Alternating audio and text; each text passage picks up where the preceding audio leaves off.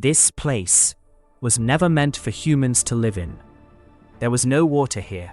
Farming was not possible. The heat was so extreme that even rocks started breaking. There was no reason for a city to exist here. Yet today, more than 40 million people come here every year. Every night, this place uses more electricity than entire countries combined. But the question is not why Las Vegas was built. The real question is why it hasn't ended yet. Because what I'm about to tell you is the real history of Las Vegas. And trust me, once you find out how this city survived, you will never look at Vegas the same way again. Wait, how can such a huge city exist in a desert? Survival itself seems impossible here. In the early 1900s, where Las Vegas exists today, there was only a small railway stop. This part of Nevada was so barren that people called it the middle of nowhere. No big river, no trade route, no resource that could attract people here. Then, in 1931, something happened that changed the entire story.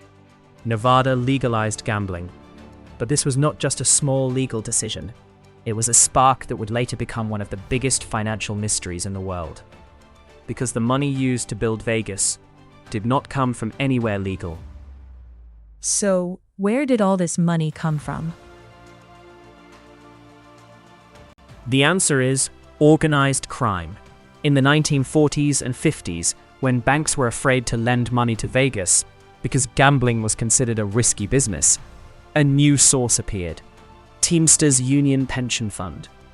This was money collected for the retirement of truck drivers and workers.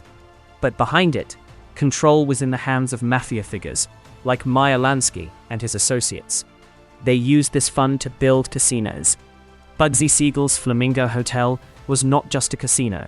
It was a proof of concept that money could be made even in the middle of a desert if you could sell people an illusion. Wait, people's retirement money? This sounds like something that shakes the entire system.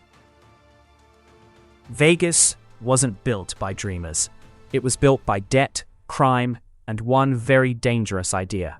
But here comes the real twist.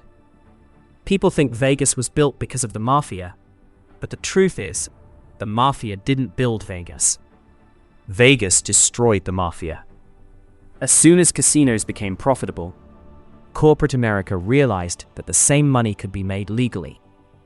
In the late 1960s, businessmen like Howard Hughes came to Vegas and started buying casinos one by one, just to push the mafia out.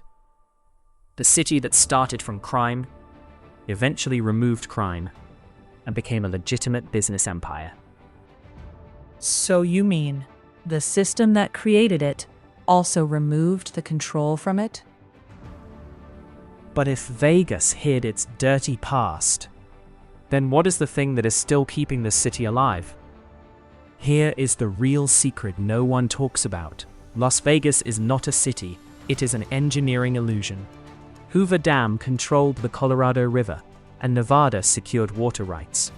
Today, Lake Mead's water is dropping so fast that scientists call it the bathtub ring, a line showing how much the water level has fallen.